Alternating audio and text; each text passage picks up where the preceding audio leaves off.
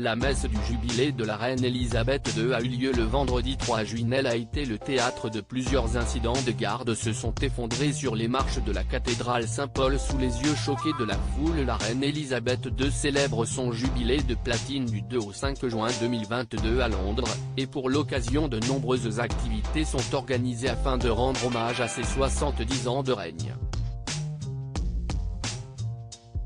Parmi les activités prévues, une messe à la cathédrale Saint-Paul, un événement de taille auquel la reine n'a cependant pas pris part ce vendredi 3 juin.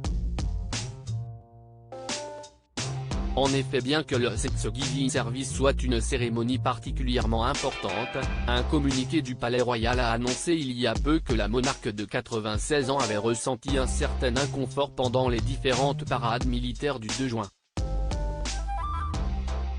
Connaissant le trajet jusqu'à la cathédrale Saint-Paul et ce qu'il implique, Elisabeth II a donc décidé de rester sagement à Buckingham Palace. Mais même si elle était absente de la messe, plusieurs événements sont venus rythmer le spectacle. À Londres comme ailleurs, la température est clémente en ce mois de juin 2022 et le mercure a donc dépassé les 20 degrés Celsius lors de la parade qui a mené la famille royale à la cathédrale Saint-Paul. Et comme cela arrive souvent, plusieurs gardes ont succombé à la chaleur extérieure accentuée par leur uniforme et sont tombés dans les pommes lors du grand événement du jour.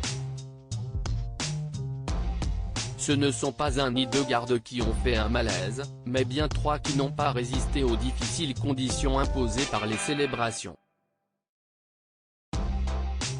Selon le Daily Mail, les malaises se sont enchaînés peu de temps avant que le prince Charles, représentant officiel de la reine Elisabeth II pour l'occasion, n'arrive à la cathédrale. Un membre de la garde de la reine s'est évanoui lorsque les trois gardes se sont sentis mal. La plupart a su garder sa position mais plusieurs sont tout de même venus en aide aux victimes pour les aider à se remettre debout et à être évacués. Toujours selon le Daily Mail, qui propose des photos de l'événement, le premier soldat qui s'est évanoui est un membre de la Royal Air Force tandis que le deuxième est un membre de l'artillerie royale canadienne. Ce dernier est d'ailleurs resté en service après avoir pu récupérer de son malaise. Enfin, la troisième victime est un membre de la garde de la reine Elisabeth II qui a rapidement été adossé à un mur en attendant que les secours viennent l'examiner. Cela n'a heureusement pas empêché la cérémonie de se dérouler normalement après que le prince Harry, Meghan Markle, le prince William et Kate Middleton soient tous arrivés sur place dans un climat un peu tendu.